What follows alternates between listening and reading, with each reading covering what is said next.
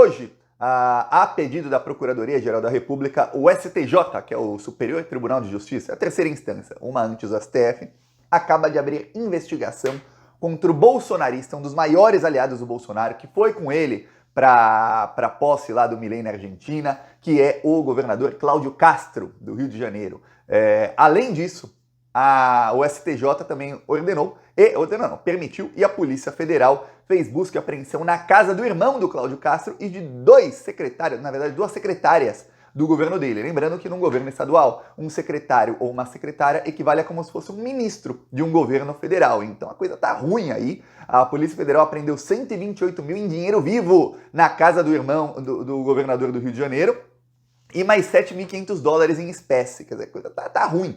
Bem ruim, já vou te explicar todo esse caso aqui, você vai ver como a PGR agora tá indo pra cima com tudo, mas coincidência, né? O novo procurador, o Gonê, assumiu e já começou a mandar a Polícia Federal na casa de governador bolsonarista corrupto, bandido. Lembrando que as milícias estão cada vez mais fortes no Rio de Janeiro, as milícias estão aí no governo do estado do Rio, estão no Ministério Público do Rio de Janeiro, elas estão no poder público, no judiciário, ou seja, estão se alastrando por todos os lugares. Então é uma das principais aí missões do governo Lula, e o Flávio Dino estava forte nessa luta, por isso que o Bolsonaro tem tanto medo dele. Uma das principais missões é acabar com as milícias no Rio de Janeiro. E passa por isso derrubar o governador bandido do Rio de Janeiro. O Bolsonaro está em pânico. Por quê? Porque, além disso, o Gonê anunciou o seguinte, ele vai pra cima do Bolsonaro e ele vai fazer o que eu disse aqui ontem. Quem é plantonista? Comenta aí se já estava sabendo ou não. O Gonê vai trabalhar nas férias. Então, antes do Globo falar, antes da grande imprensa falar, eu já tinha falado aqui, faz tempo. O Gonê vai assumir dia 18, né? Já assumiu, foi segunda-feira. E ele vai trabalhar nas férias, se precisar. Ele vai adiantar tudo ao lado da Polícia Federal e do Alexandre de Moraes para que o mais rápido possível ele possa prender os chefões da quadrilha. Então agora está já confirmado. Ele anunciou aí, saiu matéria na imprensa. O Gonê, primeiro, ele anunciou todos os cargos da Procuradoria-Geral da República. O único cargo que ele não anunciou quem estará é o cargo de quem vai ser aí o investigador desses inquéritos dos atos antidemocráticos, que é um grupo, é o Grupo de Combate aos Atos Antidemocráticos.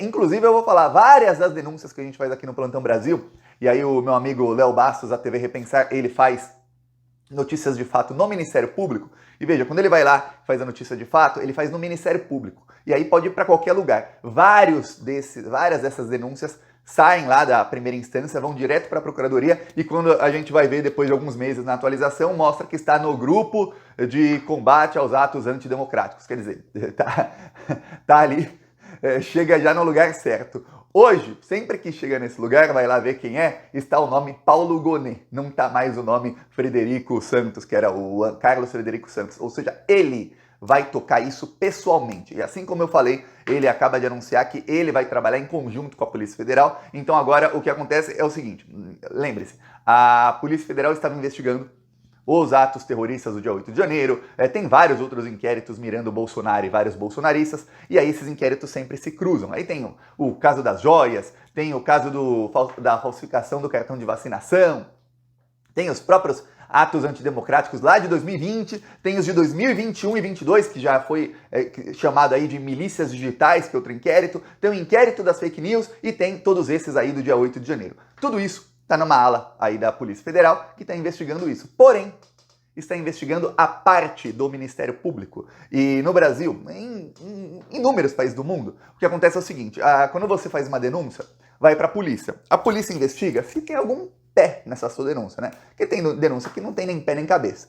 A polícia investiga, se tiver, a polícia já vai lá e fala, opa, peraí, vem cá, tem que começar um processo, vem cá, Ministério Público. E aí quem faz a parte que vai para o Poder Judiciário da investigação é o Ministério Público. Então quem oferece uma denúncia para um juiz, para que a pessoa se torne, o bandido se torne um réu, quem vai lá e pede prisão, tudo mais, pode ser a Polícia Federal pedir prisão? Pode, mas geralmente é o Ministério Público. E o Ministério Público tem outras ferramentas de investigação que a polícia não tem. E o que acontece? Todos esses inquéritos estão sendo tocados à revelia. da Procuradoria-Geral da República, porque era o Augusto Aras e depois era Eliseta, que manteve ali na cúpula dois bolsominions, ali um casal de bolsominions, que na primeira vez que confiaram um pouquinho nele, ele foi lá e detonou a delação do tenente-coronel Cídio, que era o Carlos Frederico Santos. O Carlos Frederico Santos viu que ia ser convidado a se retirar e logo depois do Gonê assumir, em menos de 2 horas, ele se retirou. O Gonê assume o lugar dele pessoalmente. Então não vai terceirizar ali quem vai ser, que vai prender o Bolsonaro. Vai ser ele, Gonê, que vai assinar os pedidos aí de processo, prisão, tudo que ocorrer nos próximos dias, nas próximas semanas. Então ele agora vai começar a fazer formalmente, isso tudo tem que ser formal, né? Formalmente, pedidos para a Polícia Federal compartilhar as provas. Aí o Alexandre de Moraes autoriza ou não, obviamente o Alexandre de Moraes está com o Gonê e vai autorizar. Então esses pedidos vão sendo feitos aí aos poucos durante essa semana. E na próxima, que a próxima semana é Natal, hein? Os caras estão apressados, viu? E aí ele vai começar a receber as provas. Aí ele vai usar o recesso para organizar todas as provas, para ver tudo que tem ali contra Bolsonaro, contra os bolsonaristas, para montar ali o quebra-cabeças parecido com o quebra-cabeças que tem a Polícia Federal de todos os crimes que foram cometidos. Quem são os mentores, quem são os incentivadores, muitos são os mesmos, lembre-se disso. Quem são os executores, quem foi que financiou, como é que foi feito, se os generais estavam juntos, se não estavam, como estavam juntos, quais são, qual foi a responsabilidade de cada um em cada passo dessa tentativa de golpe de Estado, que nós sabemos começou muito, mas muito antes dos acampamentos golpistas ou de fecharem estradas na noite da eleição. Muito antes disso. Quem sabe começou mais de um ano antes da eleição, com o Bolsonaro atacando as urnas. Então, tudo isso vai ser montado pela Procuradoria-Geral da República para que quando a Polícia Federal peça indiciamento de muita gente, a Procuradoria-Geral da República peça junto com a Polícia Federal. Então, até então, o que eu estava falando aqui, que é o que foi dito pelo próprio diretor-geral da Polícia Federal, é o seguinte, que em dezembro, antes do fim do ano, então, em dezembro, seria divulgado um relatório final ou parcial do que eles têm. E aí seriam compartilhadas as provas ali com a Procuradoria-Geral da República e seriam feitos pedidos de indiciamento, talvez de prisão de muita gente. Disse ele também numa outra entrevista que até o final do ano saberíamos quem são os mentores disso. Os mentores são os mais importantes, é quem vai pegar aí mais de 100 anos de jaula. Você pode, às vezes tem crime, você sabe quem são os mentores, mas você não sabe exatamente como foi feito o crime em cada uma das partes, ainda mais crimes que são muito complexos, mas você consegue saber quem são os mentores antes. Pois bem, não sabemos se esse relatório vai ser realmente divulgado agora, porque o que está aparecendo, assim, pelo que todo mundo diz lá em Brasília, é o seguinte: a Procuradoria-Geral da República também vai pegar o relatório, não precisa ser divulgado, da Polícia Federal, e também vai pedir indiciamento, já vai pedir denúncia contra todo mundo. Tem gente dizendo que só quando acabar o recesso. Eu acredito que não, porque alguns ministros do STF trabalham de plantão durante o recesso, então vai ser antes. Acredito que será antes. Veremos. Demora um pouquinho para compartilhar as provas, ele quer fazer o trabalho bem feito para que lá na frente não tenha bolsonarista dizendo mas não tinha prova, olha, mas simplesmente fizeram um pedido mal feito aí, queriam prender, foi perseguição. Não, vai ser tudo bem feitinho, para não ficar assim, não faltar nenhum pingo no i, para usar um termo que o bolsonarista adora, né? Gostam lá de um programa de bandidos lá num canal que tem um nome parecido. Não vão faltar pingos nos is aí na denúncia contra o Bolsonaro. Enquanto isso, olha só, a Procuradoria-Geral da República pediu essa investigação na PGR, não uma investigação, não uma pré-investigação, começou antes do Gonê assumir, já era Eliseta, não era mais o Augusto Aras. E aí começaram a investigar desvios de dinheiro público no governo do Rio de Janeiro. E investigaram que o então vereador Cláudio Castro estava envolvido nisso.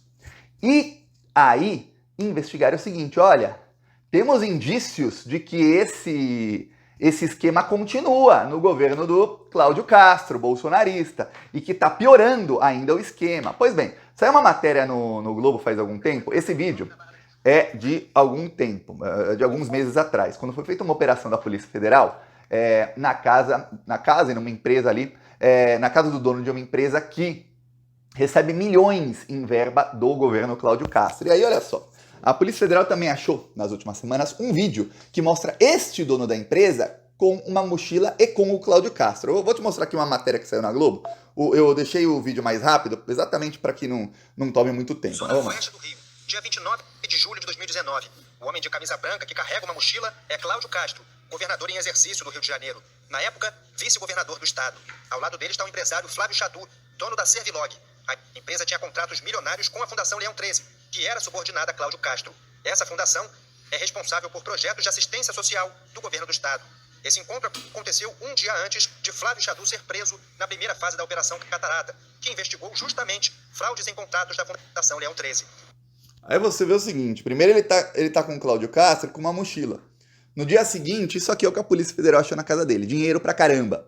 E o rapaz aí que recebe milhões em contratos, tava aqui com uma mochila, ó, indo pra casa do então vice-governador Cláudio Castro. Dá pra ver aqui que o rapaz tá com uma mochila. Pois bem, agora a Polícia Federal foi na casa do irmão do Cláudio Castro, pegou 128 mil em dinheiro, pegou 7.500 dólares, até aí você fala, Thiago, para esquemas milionários isso é pouco. Realmente, tem esquema aí do Cláudio Castro que envolve bilhão, mas tá pouco.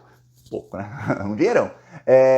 Só que tem uma coisa, a polícia achou também planilhas com nomes e valores a receber e valores recebidos.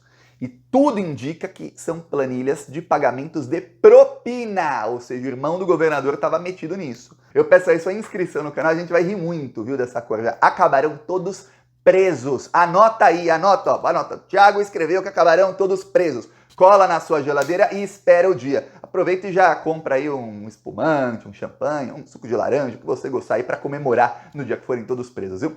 Falou!